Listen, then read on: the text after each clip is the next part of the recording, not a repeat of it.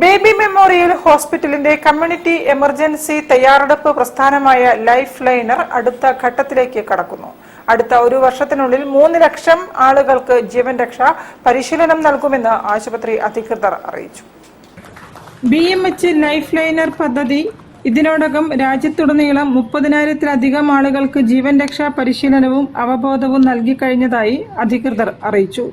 ആദ്യ വർഷത്തിൽ സ്കൂളുകൾ, കോളേജുകൾ, ആരോഗ്യ സ്ഥാപനങ്ങൾ, സർക്കാർ സംവിധാനങ്ങൾ, പോലീസ് വകുപ്പ്, ആംബുലൻസ് ജീവനക്കാർ, NGOകൾ, പ്രാദേശിക കൂട്ടായ്മകൾ എന്നിവയെ ഏകോപിപ്പിച്ചുകൊണ്ട് അടിയന്തര തയ്യാറെടുപ്പിന്റെ സംസ്കാരം ജനങ്ങൾക്കിടയിൽ വളർത്തിയെടുക്കാൻ ഈ സംരംഭത്തിന് സാധിച്ചെന്നും ആശുപത്രി അധികൃതർ പറഞ്ഞു.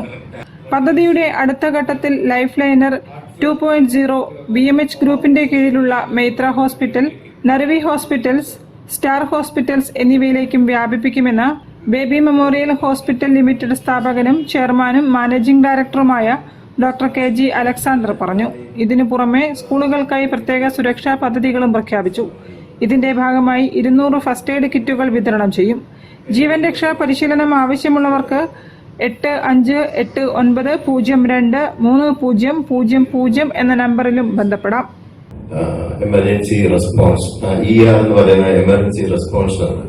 അപ്പം അതിനെ ഊന്നൽ കൊടുത്തുകൊണ്ടുള്ള ഒരു ക്ലാസ് എടുക്കുക, സ്ട്രക്ചേർഡ് ആയിട്ട് ഓരോ സ്ഥലങ്ങളിൽ പോയിട്ട് പഠിപ്പിച്ചു കൊടുക്കുന്ന ഇത്രയും മാക്സിമം ആൾക്കാരിലേക്ക് അത് എത്തിക്കുക എന്നുള്ളതാണ് ഞങ്ങളുടെ ഉദ്ദേശം.